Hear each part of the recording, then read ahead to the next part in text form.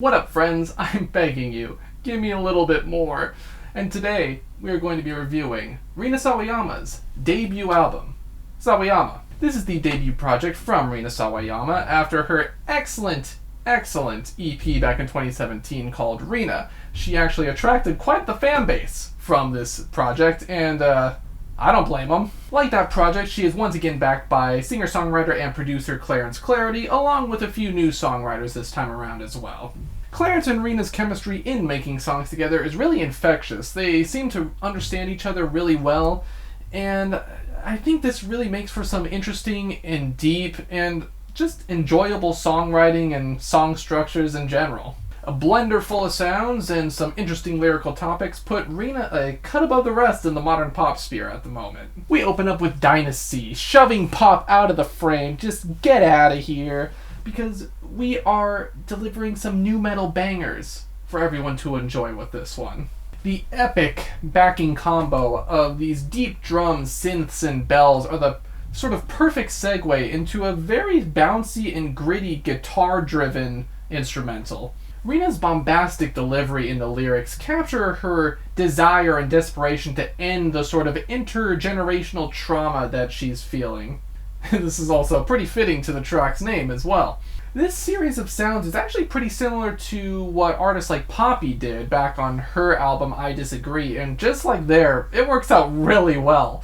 XS is a great combination of the heavier nu metal inspired riffs and pop catchiness. The acoustic guitar has that sort of regal sound that matches the feeling and aesthetic of XS, and I like how the nu metal influences come in suddenly and sort of jarringly too. In a way, they kind of shock the listener because of this. I think this matches the feeling of, wanting something but also not wanting to feed into this very hedonistic lifestyle that a lot of people are living, that you still want to remain true to yourself and your values. I think this combination of sounds fit that sort of mindset of not trying to go too far into the sort of give me everything sort of sphere. The outro, when all the instruments just clash together, it's just such a great cacophony of sounds. Shut the Fuck Up is way more rock driven than XS, but with a very similar wit. The chorus is hilarious, and it's a great way to just dismiss the people that don't respect her feelings and want her to remain meek and submissive. It's hilarious. The switch to the lighter instrumentals add to this sort of mocking tone, and I think that's fantastic. It might be a bit more straightforward compared to the last two tracks, but I feel like the sort of straight-to-the-point nature of the song, it fits the instrumental, and that dirty bass line in the third verse is sick. Moving away from nu metal, we're finally embracing the pop and R&B sounds of the record with Comme des Garçons, like the boys. This is definitely my favorite track on the record. This track's bass line is slick. It almost has like a sort of disco element to it as well. And I love how smooth the vocals are to match. This is the case when she's either singing or doing these sort of pseudo-rap verses. I also love those random cheers that come in during the chorus, and for some godforsaken reason, I can only think of the Sonic CD soundtrack whenever it comes up. The sense of confidence on the track is just so infectious, and it's readily apparent as well. I'm glad she can find, the drive and inspiration to just be who she is and be confident like this. I think it's great.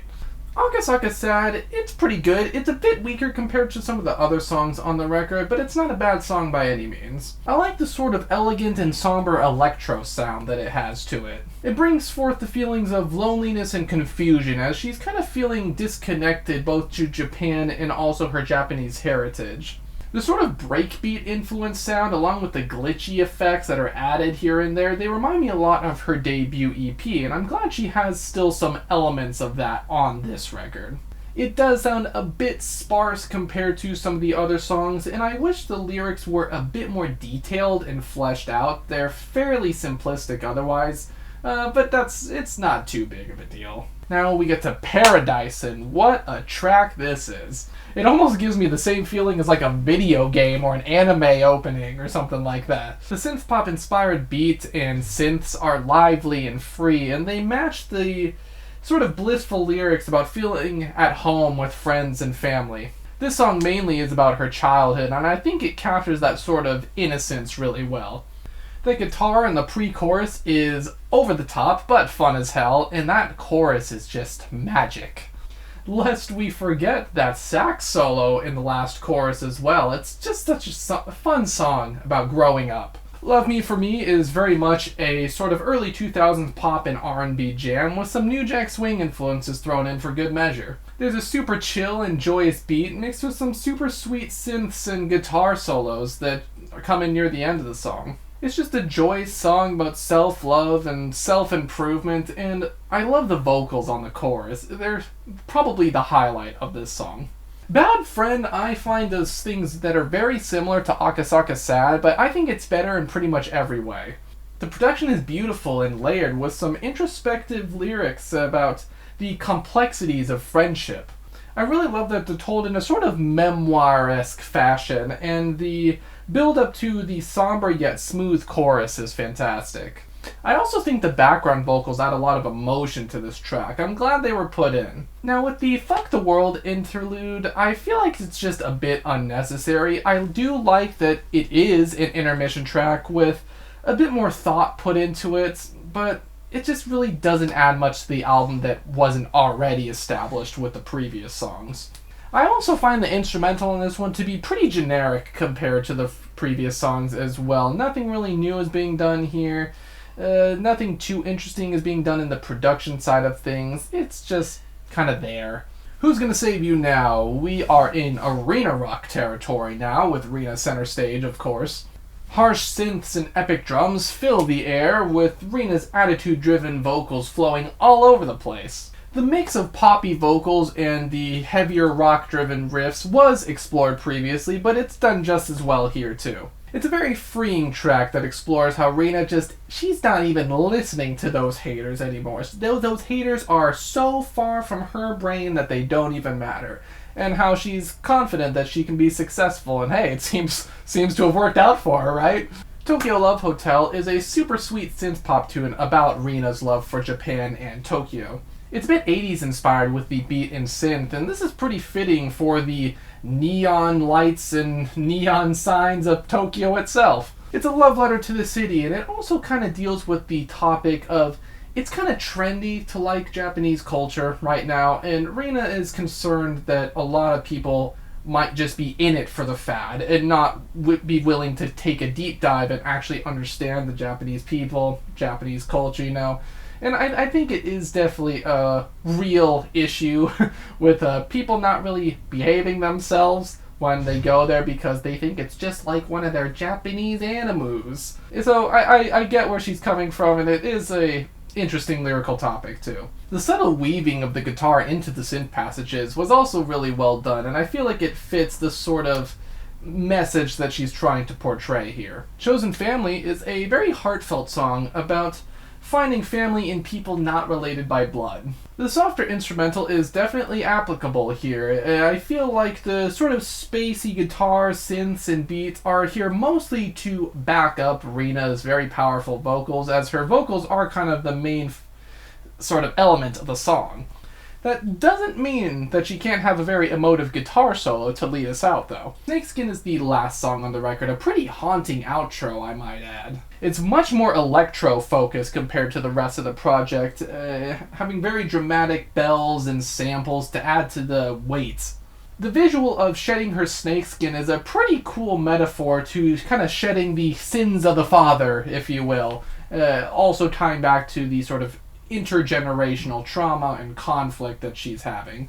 The darker tone of the track, I think, is also pretty applicable in expressing her desire and commitment to changing and to kind of being herself and not letting her past tragedies and influences define her. It's all about the present, baby. All about the present. This is a very solid project from Rina. I loved her EP, and I really did like hearing how some of those influences took form here as well, even if they were a bit subtler this time around. There's a lot of variety to this project, so it never really gets boring, and I think the main lyrical topic about the intergenerational conflicts that she has within herself was pretty interesting, and I think they were pretty fleshed out for the most part. There are some songs like Akasaka Sad that I feel like could have used a bit more oomph to them, maybe a bit more descriptive lyrics to them as well. And I feel like having multiple producers kind of hindered the cohesiveness of the album a bit, especially comparing it to her debut EP, which was just her and Clarence Clarity. I feel like it would have been a little bit better if that was the case here too, but overall, those are some pretty minor gripes, I would say. These minor gripes also don't really affect the fact that pretty much all these songs are really fun to revisit on their own, especially the one on the first half. That first half of this record, man, it's like, mwah! I love it. Overall, I'm feeling a strong 9 on Rina Sawayama's Sawayama. Is this self-titled? Does this count? Does she have 2 self-titles? I don't know. Probably not, but that's how it is. Of course, we do have to talk about the album cover on this show, and this album cover is great. Well, this is a super great picture of her. I really like how her makeup is sort of influenced by Japanese culture a little bit, it seems to me. The color combination is really well done. I like how striking she is, especially with her pose, and how that kind of translates into the makeup choice here too. It's just a really solid album cover. You can expect that you're going to hear some cool shit when you look at this. But that is all that I have to say about Rina Sawayama's debut album. What did you guys think about it? Are you the biggest Rina fan and you thought this was just as good as her EP? Did the multiple producer thing, songwriter thing kind of hinder it a little bit? Let me know. And until the next one, farewell.